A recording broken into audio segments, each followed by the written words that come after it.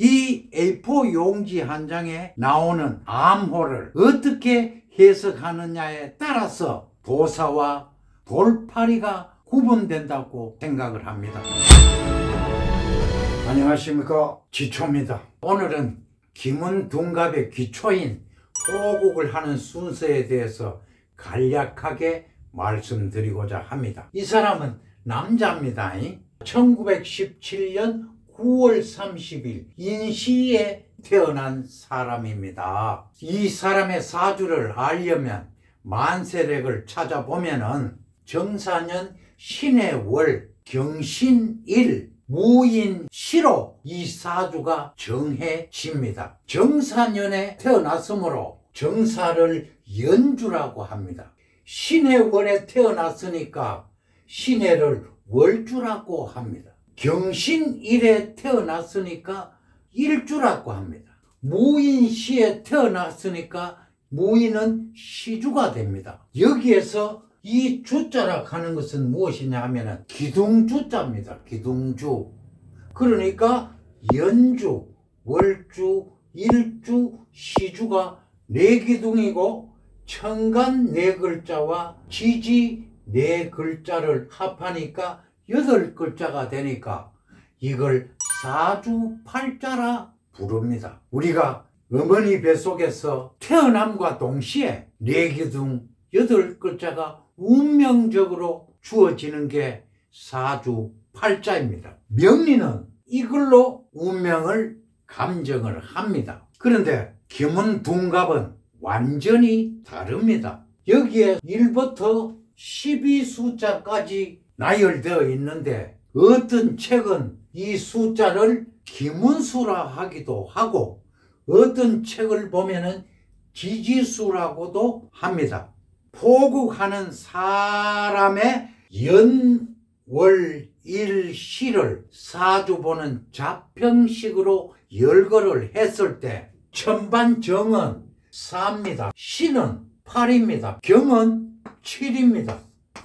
무는 5입니다. 12, 12, 24를 9로 나눕니다. 6이 남습니다. 이 남는 수를 천방 중궁에 포국을 합니다. 그리고 이와 마찬가지로 4는 6입니다. 여기에 12에 해당되므로 12입니다. 시는 9가 됩니다. 이는 3이 됩니다. 9로 나누니까 3이 남습니다. 남는 3을 중궁 집안수에다가 포국을 하는 겁니다. 중궁의 집안수가 3이고 천반수가 6이었습니다. 그렇죠? 그런데 이렇게 포국이 되었으면은 집안 포국 순서는 3에서 1을 더하여 강궁으로 빠집니다. 여기서부터는 구궁 정의도상에 순행하여 4가 여기 왔으면 2궁이니까 여기 5가 오죠.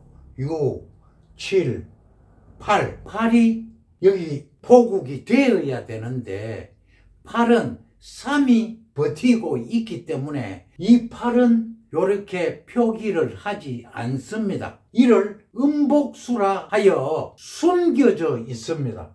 하지만 음복수는 그 어떤 프로그램에도 나타나 있지 않는데 음복수가 있다는 것은 해단의 중요한 부분이기 때문에 이건 항상 있다고 명심을 해야 합니다. 음복수에 대해서는 별도 설명할 기회가 있을 겁니다. 그리고 8, 9, 11, 2로 포국을 합니다. 다음은 중궁의 천반수 6은 무조건 2궁으로 나갑니다. 2궁. 2궁으로 가서 숫자를 하나 더 하면은 7이 되지요. 여기서부터는 역행을 하여 포국을 하는 것입니다. 그러면은 이 8궁이니까 여기는 8이 되지요. 9가 되지요. 여기 10이 되지요. 그럼 여기 1이지요. 여기가 2지요. 3이지요. 여기 4지요.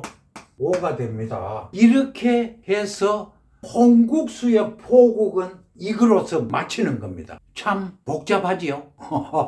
이렇게 홍국수 포국을 마쳤으면 여기에 있는 순서대로 육신, 문괴성장, 유기삼기, 신살, 십이운성, 대운, 소운 순서에 따라 포국을 합니다. 어느 책에서 보든지 간에 포국하는 순서는 아주 자세하게 설명이 되어 있습니다. 포국을 하고 나면은 이 사람의 사주가 이렇게 나타납니다.